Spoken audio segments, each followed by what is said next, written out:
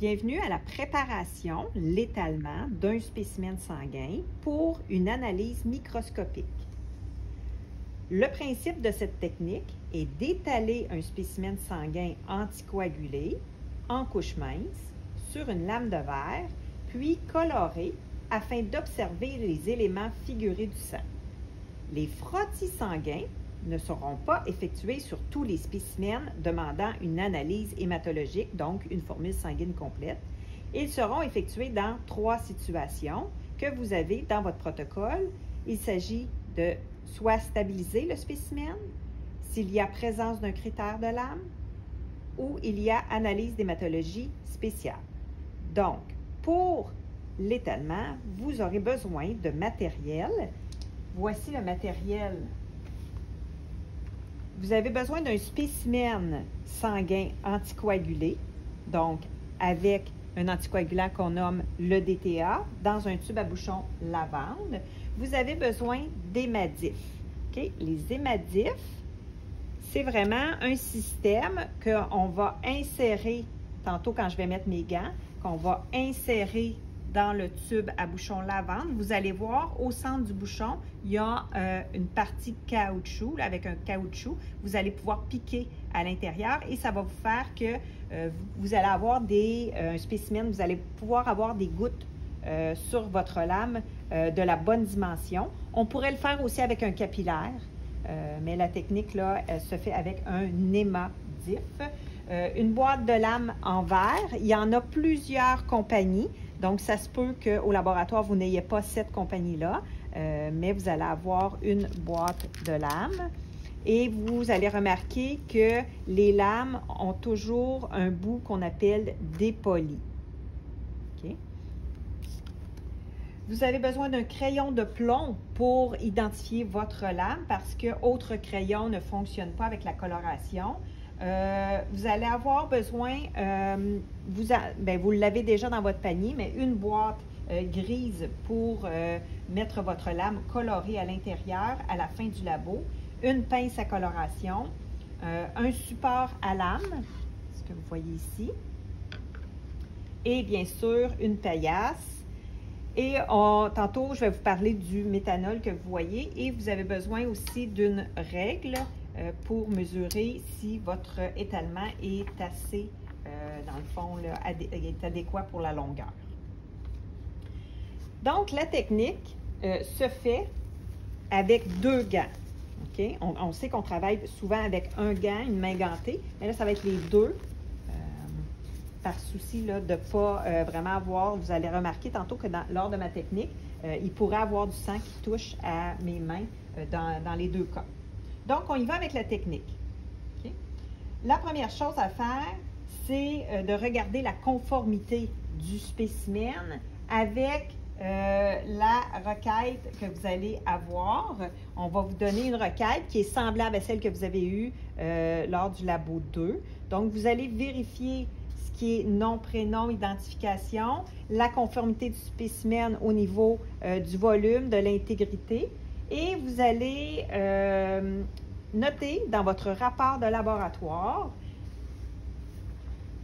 vous allez noter dans votre rapport de laboratoire, ici dans la première partie, le numéro du tube, la RMQ du patient, et vous allez inscrire vraiment, vous allez répondre aux questions de la conformité du spécimen.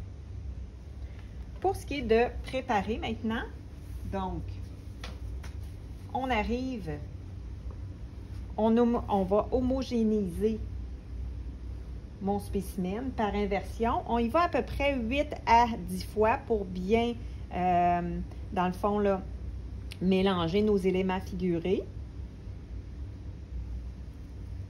Et on va prendre un hémadif qu'on va, comme je vous disais, insérer à l'intérieur ici au milieu. Il faut quand même faire une bonne pression.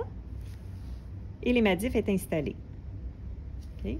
Il n'y a pas de danger, là, ça ne coule pas là, tant qu'on ne met pas de pression sur l'hémadif. Okay.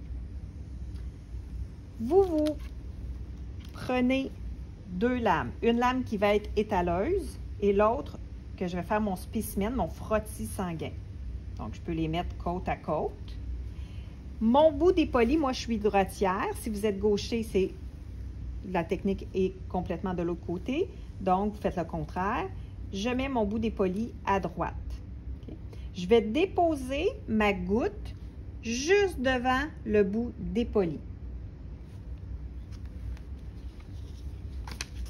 Avant de déposer ma goutte, je peux encore brasser 1 à 2 fois pour être certain que mon spécimen est bien mélangé.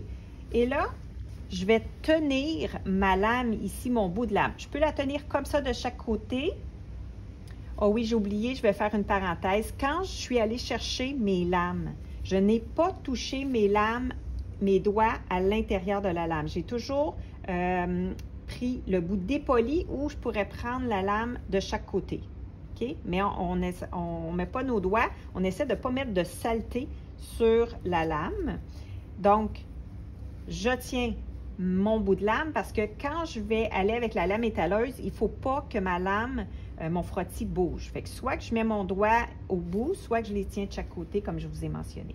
Donc, je dépose la goutte devant mon bout dépoli et je fais une petite pression. Donc,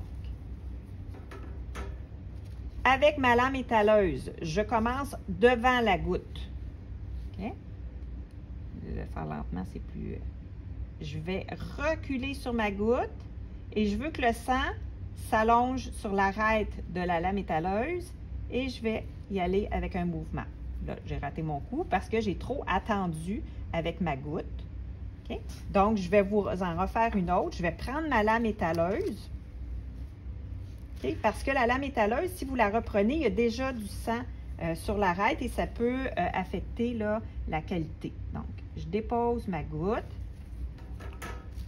Là, je vais y aller un petit peu plus rapidement parce que vous savez la technique. Donc, je recule et je vais. Donc, c'est un mouvement régulier. On essaie de ne pas faire de vagues. Donc, ça donne un frottis sur le, je pense sur le blanc, c'est mieux. OK? Quand on a décidé que notre frottis est adéquat, il faut vraiment, dans le fond, l'identifier. Donc, vous mettez le numéro au complet d'identification, nom, prénom, la date à laquelle vous l'avez fait, l'heure et vos initiales. Pour aussi voir si votre frottis est trop court ou trop long, vous allez avoir dans votre rapport de laboratoire un tableau où vous allez faire une auto-évaluation de votre frottis. Donc, vous allez pouvoir voir tous les critères. Si votre frottis répond aux critères, vous allez pouvoir passer à la coloration. Bien sûr, il faut le laisser sécher avant de colorer. Pour le laisser sécher, vous prenez le frottis sanguin et vous mettez la queue par en haut, excusez, de cette façon-là ici.